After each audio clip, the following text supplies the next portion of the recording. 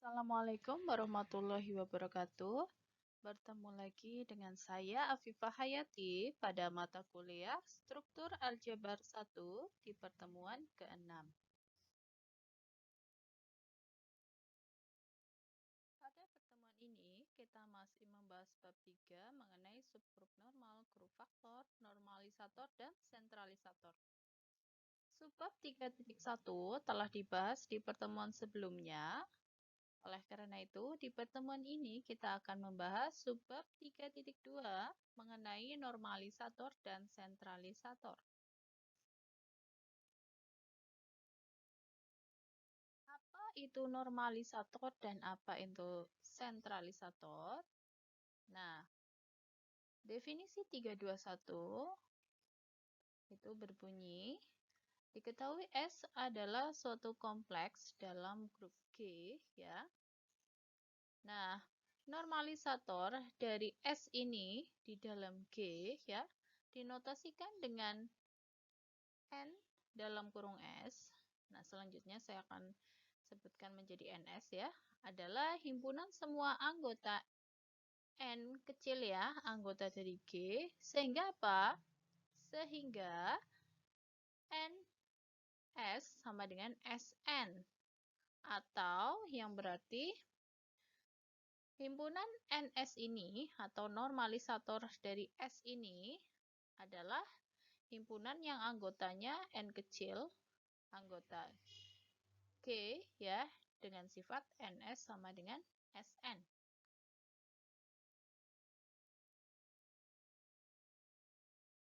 Nah, ini ada sifat dari normalisator yang dinyatakan dalam teorema 322 yang berbunyi normalisator NS, ya, dari S di dalam grup G itu merupakan subgrup dari G. Jadi normalisator merupakan subgrup dari G. Buktinya, ingat membuktikan subgrup, ya. Kita akan buktikan terlebih dahulu bahwa NS itu bukan merupakan himpunan kosong. Jadi kita akan membuktikan ada satu anggota NS. Ya, sehingga kalau ada satu anggota yang merupakan anggota NS, itu pasti NS-nya itu bukan merupakan himpunan kosong. Nah, kita perhatikan, ya, karena untuk setiap, ya, S kecil, ya, anggota, ya, dari subset atau himpunan bagian S. Nah, dan kita ingat sifat dari elemen netral, maksud saya elemen identitas E, itu kan ES akan sama dengan SE, ya. Karena apa? Nah, karena apa? E dikali S kan sama dengan S. Nah, S sendiri kan sama dengan apa? S dikali E. Makanya kita akan punya bahwa ES sama dengan SE. Maka, ya, karena untuk setiap S, ES itu ES kecil, ya. Untuk setiap S kecil, ya, anggota S besar, ya. ES kecil sama dengan SE, ya, itu artinya apa? Artinya karena untuk berlaku untuk setiap S kecil anggota S besar, ya, berarti artinya apa? S besar, ya, sama dengan SE. Maka kita memperoleh kesimpulan bahwa E ini anggota dari NS, normalisator S. Karena ini E-nya memenuhi sifat keanggotaan dari NS-nya. Nah, berarti kesimpulannya apa? Dengan kata lain, benar bahwa NS ini bukan merupakan himpunan kosong.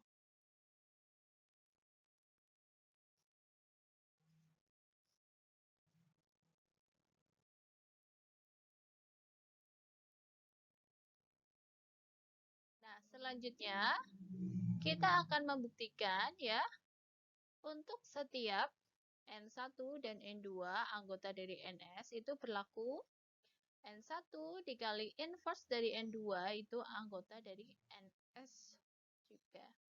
Atau artinya apa? Kalau N1 dikali N2 inverse itu anggota NS, artinya apa? N1, N2 inverse dikalikan dengan S, ya, itu sama dengan S dikali N1, N2 inverse, ya. Jadi bersifat komutatif. Kita akan buktikan hal tersebut. Nah, kita ambil sebarang ya, karena kita akan membuktikan untuk setiap N1, N2 anggota NS. Berarti kita ambil sebarang N1, N2 anggota NS terlebih dahulu. Nah, karena N1 dan N2 anggota NS, maka kan kita memperoleh bahwa N1 dan N2 kan memenuhi sifat keanggotaannya NS, yaitu N1S sama dengan SN1 ya, dan N2S sama dengan SN2. Sehingga kita akan memperoleh bahwa, nah, N dikali, maksud saya N1, N2S, itu kan, ini ya, ini saya skip beberapa langkah, jadi rinciannya seperti ini. Ini kan akan sama dengan N1, kita terapkan sifat asosiatif ya, N2S, ya. Nah, karena kita kan punya ini ya, N2S sama dengan SN2, berarti kita punya N1, ini akan sama dengan N1 dikali SN2. Kan seperti itu. Nah, selanjutnya kita terapkan lagi sifat asosiatif. Ini kan berarti bisa kita kenakan dulu N1 dikali S terlebih dahulu, dikali N2. Sekali lagi, karena N1S sama dengan SN1, berarti ini akan sama dengan SN1 dikali N2. Nah, berarti ini akan sama dengan N1, N2. Jadi kita punya kesimpulannya adalah ini. Ternyata kita punya bahwa N1, N2S itu sama dengan SN1, N2. Nah, berarti itu apa? N1, N2, ya, N1 dikali N2 itu memenuhi sifat keanggotaan dari normalisator S atau NS. Nah, dengan demikian apa kesimpulannya? Karena memenuhi sifat keanggotaan dari NS ini, ya, maka kita memperoleh bahwa untuk sebarang N1, N2 anggota NS itu N1 dikali N2 itu anggota dari NS. Nah, ini ya, kesimpulannya adalah ini. Untuk sebarang N1 dan N2 anggota NS, maka perkalian dari N1 dan N2, ya, N1, N2 itu anggota dari NS. Nah, ini kita namakan sebagai pernyataan A, ya. Nah, selanjutnya, ini kita belum mendapatkan hasil akhirnya ya. Kita kan mau dapatnya ini ya, N1 kali N2 inverse anggota NS. Kita baru membuktikan N1, N2 anggota dari NS. Berarti kita cukup membuktikan apa? Karena sebarang anggota N1, N2 anggota NS itu perkaliannya, yaitu jika dikenakan operasi biner N1, N2-nya itu anggota NS, berarti cukup membuktikan N2 inverse itu anggota dari NS. Nah, selanjutnya kita perhatikan bahwa, nah, N1S kan sama dengan SN1 ya. Nah, berarti apa? Kalau kita kenakan, ya, kita kalikan, ya, jadi ini saya juga skip satu step ya. Nah, kalau kita kenakan N1 inverse ya, di kedua ruas ini, kita akan mendapatkan hasil seperti ini. Jadi N1S, N1 inverse itu kan akan sama dengan SN1 ya, sorry ini. Ini ya. N1 inverse kan akan seperti ini. Nah, berarti ketika kita kenakan sifat asosiatif di ruas yang sebelah kanan, ya ini kan akan sama dengan S, N dikali N, N1 dikali N inverse ya, berarti sama dengan S dikali E, sama dengan S, kayak gitu. Ya, ini lengkapnya seperti ini. Makanya kita memperoleh hasilnya ini. Ini akan ekuivalen dengan ini. Ya. Selanjutnya, nah, selanjutnya kita akan kalikan, ya. Kalikan apa? Kalikan ini. Kita kayak mau mindah N1 ini ke sini, ya. Kita berarti akan menghilangkan inilah ya, menghilangkan N1 ini. Berarti kita akan kalikan N1 inverse di sebelah kirinya. Nah, dari sini ya. Dari sini. Sorry, dari sini maksud saya. Nah, kita kalikan dengan N1 inverse. Jadi apa? Kita kalikan dengan N1 inverse ya. Ini berarti N1 S, N1 inverse sama dengan N1 inverse S. Gitu. Ya. Ini kan kalau pakai sifat asosiatif kita akan punya N1 inverse. N1 dikali apa? S. N1 inverse sama dengan N1 inverse S. Nah, ini N1 inverse dikali N1 kan sama dengan apa? E ya, E dikali S N1 inverse sama dengan ini ya, N1 inverse S.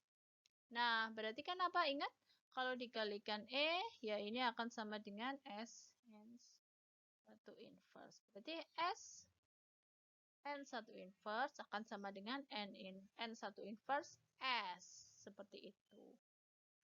Nah, maka dari sini kita peroleh apa? Berarti kan apa? N1 inverse ini ya memenuhi sifat dari keanggotaan NS ya, berarti N1 inverse anggota dari NS. Dengan kata lain ya, untuk sebarang ya, sebarang N1 anggota NS itu N1 inverse itu anggota dari NS. Ya. Jadi ingat, ini untuk sebarang N1 anggota NS. Ingat N1 itu hanya simbolisasi saja. Berarti kita juga bisa menyatakan bahwa ya kalau N2 anggota NS pasti apa? N2 inverse ya anggota NS. Nah, kita namakan pernyataan ini adalah pernyataan B ya. Nah, berarti ya dari pernyataan A dan B ini untuk setiap N1 dan N2 anggota NS, maka kan apa?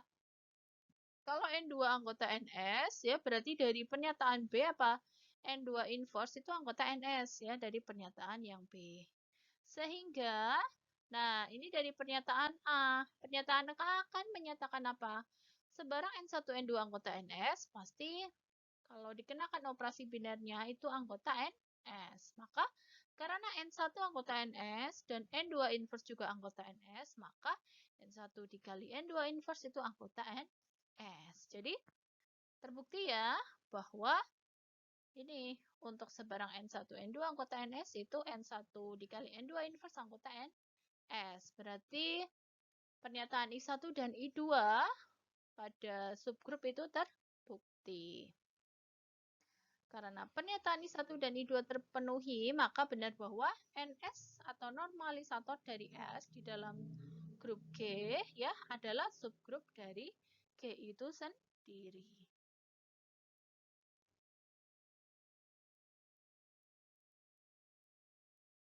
Nah, selanjutnya ada sifat lain dari normalisator ya, dinyatakan dalam teorema 323 yang berbunyi jika kompleks S ya adalah subgrup dari grup G, maka kita akan memperoleh ya S itu subset dari NS, dari normalisatornya. Tapi syaratnya ini ya, S-nya subgrup dari G.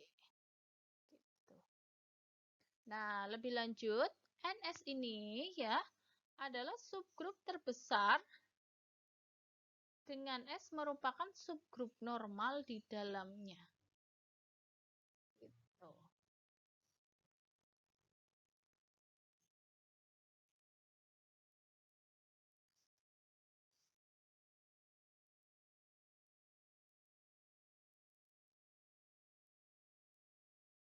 bukti. Nah, kita ambil sebarang S kecil ya, anggota S ya. Karena S adalah kompleks dari G ya. S jelas ya, subset dari G ya. Sehingga kita punya S itu anggota dari G. S kecil ya, anggota dari G. Nah, berarti berdasarkan definisi NS ya, maka untuk setiap G kecil anggota G ya, itu apa? GS itu sama dengan SG ya.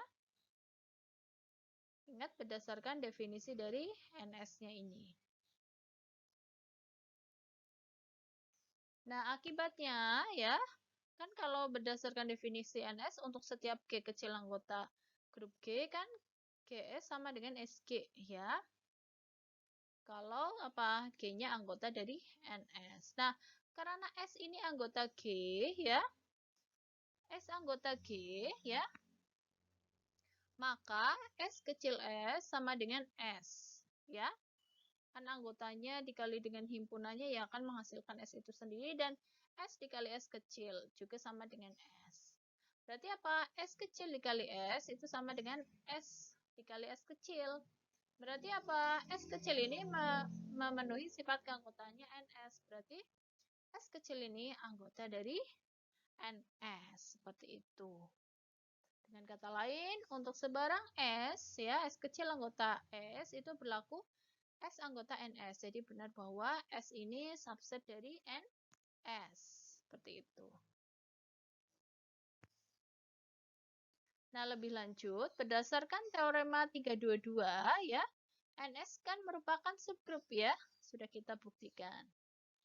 Nah, karena normalisator NS ini adalah subgrup dari S, ya.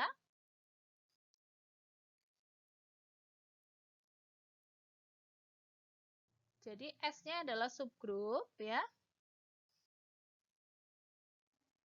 Nah, normalisator adalah himpunan semua elemen N anggota G ya.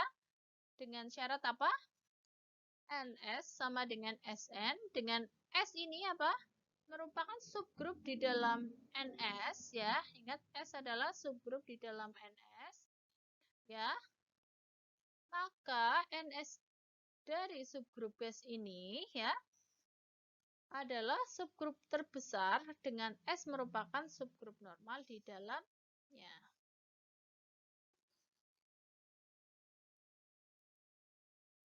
Nah, ini ada sifat lain dari normalisator lagi yang dinyatakan dalam teorema 324 berbunyi diketahui S adalah subgrup dari G.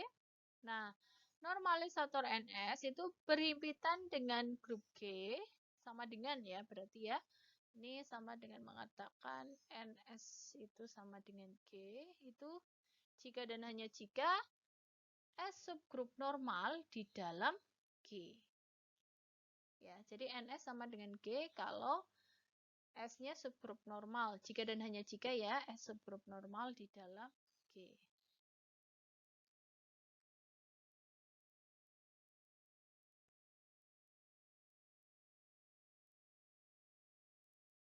Kita lihat buktinya. Nah, ini diketahui NS kan berhimpitan dengan G ya, berarti NS sama dengan G. Ini kita bukti ke arah kanan ya. Model kita ini berarti kita akan membuktikan S adalah subgrup normal di dalam G. Yaitu kita akan membuktikan untuk setiap G kecil anggota G itu berlaku.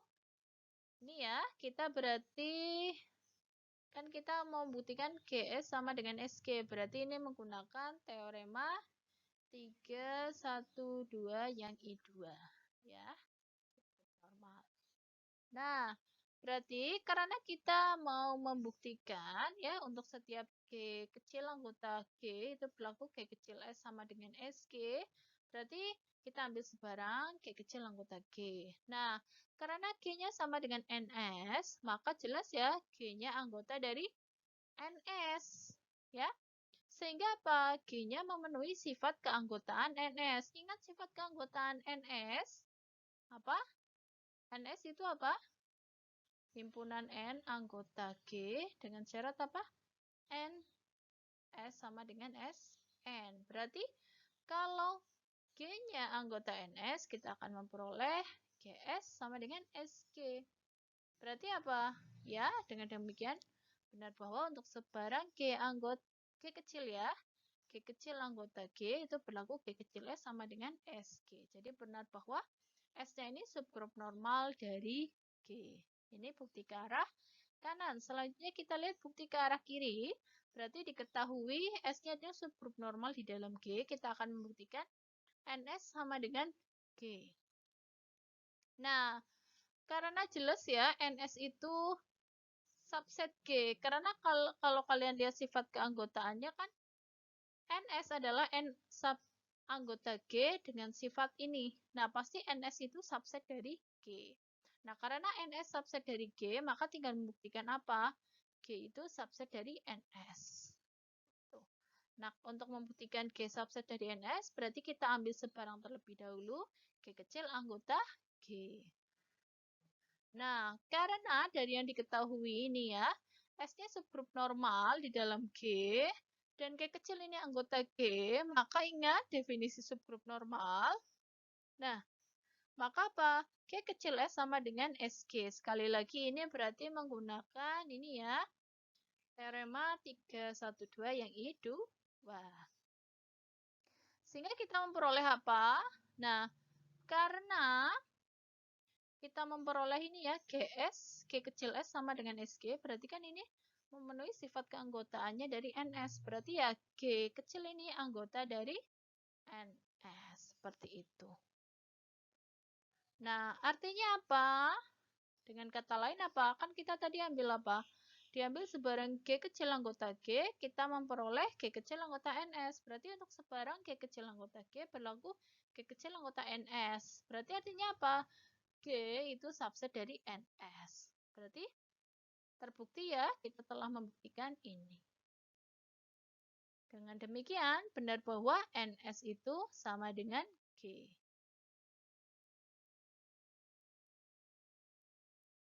Selanjutnya, ini ada definisi sentralisator yang dinyatakan dalam definisi 325 yang berbunyi, diketahui S adalah suatu kompleks di dalam grup G ya.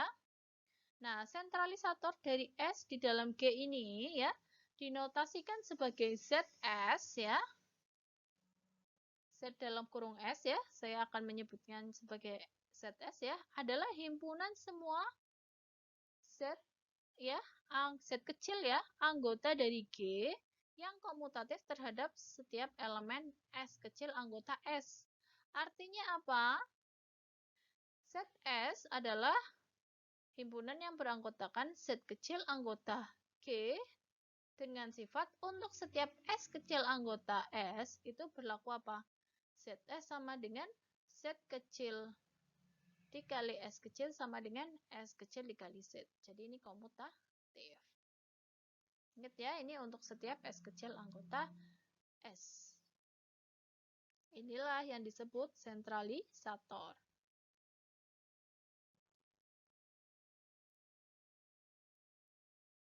Nah, berdasarkan definisi 321 dan 323 ya, kita akan memperoleh bahwa ZS ini itu subset dari NS. Sebab apa? Sebab untuk setiap Z kecil yang komutatif ya, dengan setiap anggota S, dalam hal ini S kecil ya tadi disebutkan, artinya apa? Z-nya komutatif dengan S, yaitu apa? ZS sama dengan SZ. Gitu. Ini S besar ya. Karena dari sini kita punya karena ini ya setnya anggota set S berarti apa? Untuk setiap S kecil anggota S itu apa? Set kecil S kecil sama dengan S kecil Z kecil. Nah, ini akan mengakibatkan ini. Jadi S setnya komutatif dengan S kompleks S ya, ini. Berarti kan memenuhi sifat keanggotaan NS. Makanya kita dapat ini. Si ZS-nya itu subset dari NS. Nah, namun Untuk sebaliknya belum tentu berlaku. Jadi NS itu belum tentu subset dari ZS. Ya. Nah, ini ada salah satu contoh atau counter example ya. Ini kalau ada seperti ini namanya counter example. Nah, ini kita ambil suatu himpunan S, itu anggotanya S1 dan S2 saja. Nah, ini kan suatu kompleks di dalam grup G. Nah, diperhatikan bahwa untuk setiap N, ya N kecil anggota G, itu kan kita akan memperoleh apa? Nah, dari definisi apa? N S itu kan sama dengan NS1 dan NS2, ya kan? Dan SN itu kan sama dengan SN1 sama dengan S2N, kan seperti itu. Nah, di sini kita mengambil ya, jadi kita mengambil sifat dari N anggota G ini, NS1 itu sama dengan S2N, dan NS2 sama dengan S1N. Kita emang di sini mengambil ya. Jadi nggak NS1 sama dengan S1N, tapi di sini kita mengambil ini dan ini. Maka ya jelas ya, NS ya akan tetap sama dengan SN ya, dengan pengambilan sifat ini. Ya. Sehingga apa? Sehingga N ini jelas ya anggota dari normalisator S atau NS. Ingat, ini kan sifat dari keanggotaannya normalisator S. Akan tetapi, N jelas tidak komutatif dengan setiap anggota S. Karena apa? Kan kalau komutatif harusnya NS1 sama dengan S1N. Tapi di sini dari pengambilannya, ini jelas ini bukan komutatif. Makanya di sini N bukan anggota dari set S. Jadi NS itu belum tentu subset dari set S gitu. Nah, dengan kata lain terdapat N anggota dari NS, tetapi N itu bukan anggota dari ZS. Seperti itu. Jadi benar bahwa NS itu tidak selalu merupakan himpunan bagian dari ZS. Ya. Tapi mungkin ada himpunan-himpunan lain yang bentuk lain dari S yang merupakan NS-nya itu himpunan bagian dari ZS. Itu mungkin terjadi. Tapi ada, karena ada satu ya, suatu anggota dari NS yang bukan anggota dari ZS, kita akan mendapatkan kesimpulan bahwa NS belum tentu himpunan bagian dari ZS.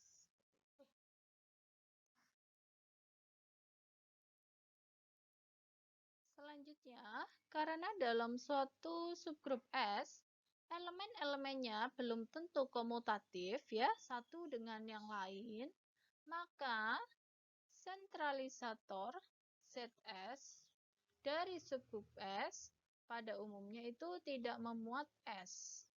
Ya, seperti itu.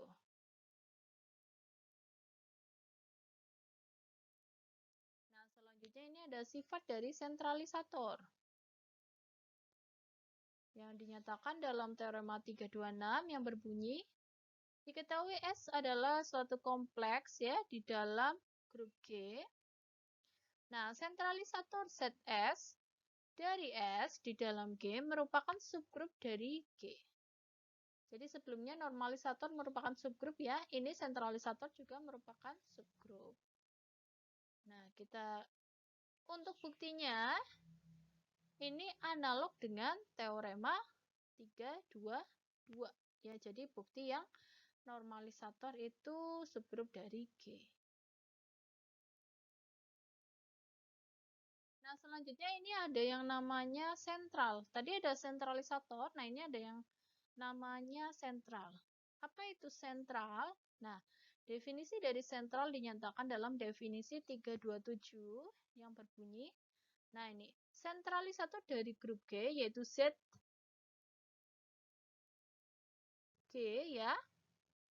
Jadi sentralisator dari grup G, bukan dari suatu kompleks S ya, yaitu di sini dituliskan ZG. Nah, ZG inilah otomatis apa?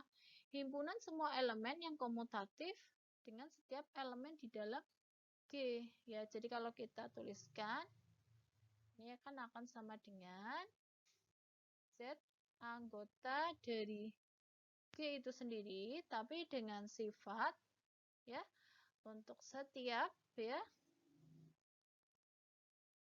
G kecil ya, anggota G itu berlaku apa?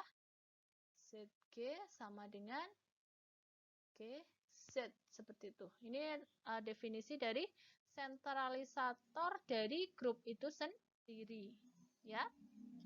Nah, ZG inilah yang disebut sebagai sentral, ya.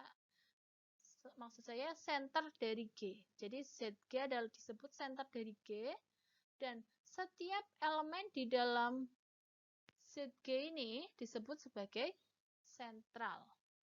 Seperti itu, ya. Nah, lebih lanjut, center ZG ini itu kita notasikan sebagai Z saja. Ya, seperti itu.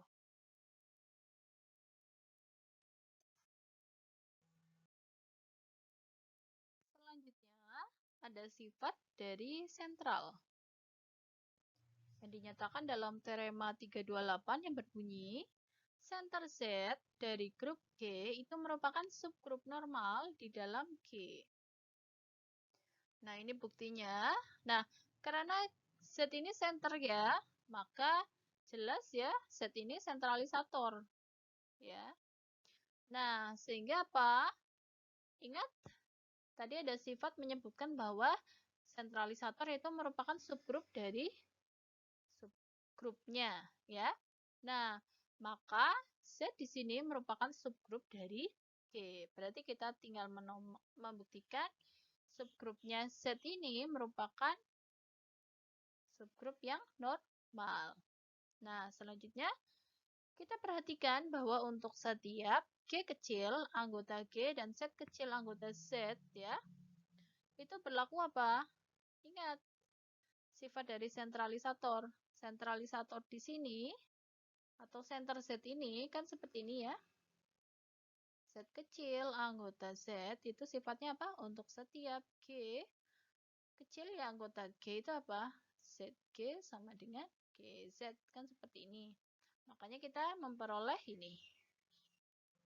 Untuk setiap G kecil anggota G dan Z kecil anggota Z itu berlaku G kecil Z kecil sama dengan Z kecil kali G kecil. Sehingga, nah, kita kenakan G inverse di kedua ruas ini ya. Berarti kita mendapatkan GZ inverse sama dengan Z dikali G inverse. Nah, G dikali G inverse sendiri adalah E. Berarti ini akan sama dengan ZE. ZE adalah Z. Ya, karena E ini kan elemen identitas. Sehingga apa? Dengan kata lain ya, kan kita punya ini ya. GZ G inverse sama dengan Z ini untuk setiap G anggota, G kecil anggota G, dan Z kecil anggota Z. Z kecil anggota Z. Artinya apa? Untuk setiap G kecil anggota G berlaku apa? Dari ini ya. Dari kesimpulan ini sama dengan ini ya.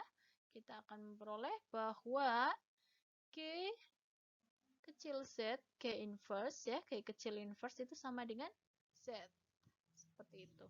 Berarti kan ini memenuhi definisi atau kriteria dari subgrup normal.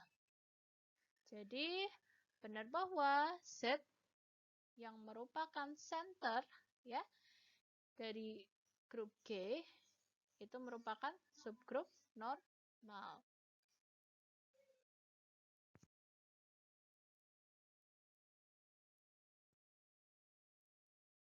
Nah, ini sebagai catatan ya. Jika center Z itu berimpitan dengan grup G, yaitu Z sama dengan G ya, maka grupnya adalah grup komutatif. Selanjutnya, terdapat juga grup dengan center Z-nya adalah elemen elemen identitas atau elemen netral. Jadi, merupakan singleton ya, anggotanya hanya satu saja, yaitu elemen netral atau elemen identitasnya. Nah, berarti berdasarkan definisi normalisator dan sentralisator, kompleks S itu boleh berdiri atau boleh terdiri dari satu elemen saja. Ya, kita bisa katakan S-nya adalah sama dengan himpunan singleton A. Seperti itu. Nah, jika S-nya adalah singleton A, ya, maka normalisator dari S di dalam grup G itu tidak ditulisnya seperti ini, ya. Tetapi cukup dituliskan dengan N dengan indeks A, ya. N dengan indeks A. Nah, ini disebut normalisator dari elemen A gitu, ya. Nah, lebih lanjut, nah, kalau ini normalisator ya, N indeks A. Nah, ini ada Z indeks A atau ZA ya. Selanjutnya saya sebutkan adalah sentralisator dari A. Berarti apa? Semua himpunan elemen dari G yang apa? Komutatif dengan A gitu. Jadi gini ya, kalau NA ini kan berarti dari definisinya apa? N anggota G dengan sifat apa? NA itu sama dengan AN. Gini ya, karena kan anggota dari S-nya itu hanya A itu sendiri. Lalu kalau ZA berarti apa? Z anggota dari G, ya, dengan sifat apa? Untuk setiap, nah kalau dari definisi kan apa? S kecil anggota S, ya kan? Apa? ZS sama dengan SZ. Tapi kan karena S kecilnya atau anggota dari S itu hanya A saja, berarti ini ya sama aja dengan ZA sama dengan AZ, seperti itu. Ya. Nah, dengan demikian apa? Nah, berarti apa? NA di sini dan ZA di sini, ya, yaitu ini bisa kita lihat dari definisinya. Itu kan sebenarnya memenuhi hal yang sama sifat keanggotanya. NA sama dengan AN, dengan N anggota G, dan Z anggota sentralisatornya kan juga sifat keanggotanya sama. ZA sama dengan AZ. Karena masing-masing himpunan S-nya ini ya hanya terdiri dari A saja. Berarti kita memperoleh ya bahwa NA ini sama dengan ZA. Nah, selanjutnya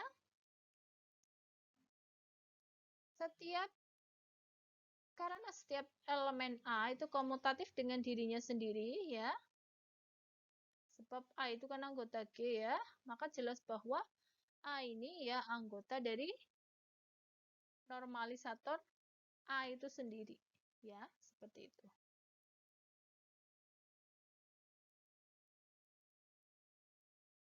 Selanjutnya ada latihan solve untuk pertemuan 6. Nah, silakan kalian buktikan teorema 326 yang analog dengan pembuktian teorema 322. Ya. Untuk pertemuan ke-6 ini saya cukupkan sekian. Terima kasih atas perhatiannya. Mohon maaf jika ada salah penulisan maupun salah pengucapan.